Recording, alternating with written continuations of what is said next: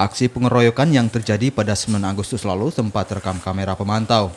3 orang menjadi korban yang dilakukan 5 orang kawanan geng motor di Jalan Tirta Jene Berang, Kabupaten Goa, Sulawesi Selatan. Para pelaku ditangkap berdasarkan dari rekaman CCTV dan penyelidikan polisi. Dari kejadian ini, 1 korbannya meninggal dunia akibat luka tusukan senjata tajam. Kawanan geng motor ini ditangkap di lokasi berbeda. 1 pelaku terpaksa ditembak di bagian kaki karena berusaha kabur saat diminta menunjukkan tempat barang bukti. Selain kelima pelaku, petugas juga menyita sejumlah barang bukti, diantaranya 3 senjata tajam jenis badi, pakaian korban, dan 1 unit kendaraan roda 2 yang digunakan para pelaku. Atas perbuatannya, para pelaku dijerat pasal berlapis tentang pengeroyokan dengan ancaman hukuman maksimal 15 tahun penjara.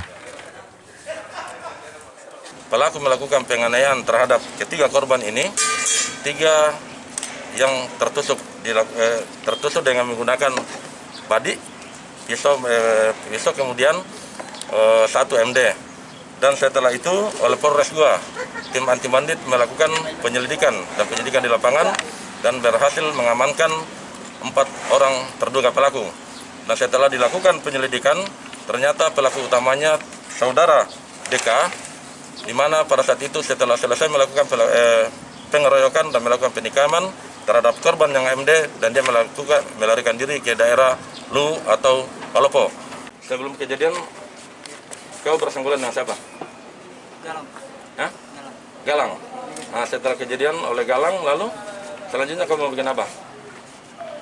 Menghubungi teman-temanmu kelima orang ini, menyampaikan bahwa ada saya punya masalah. Terus kau melakukan penikaman berapa kali?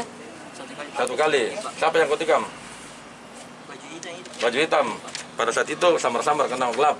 Iya, Pak. Nah, selesai kau melakukan penikaman bersama temanmu, malam itu kau kemana? Langsung pulang, Pak. Langsung pulang. Iya, Pak. Jadi langsung pulang.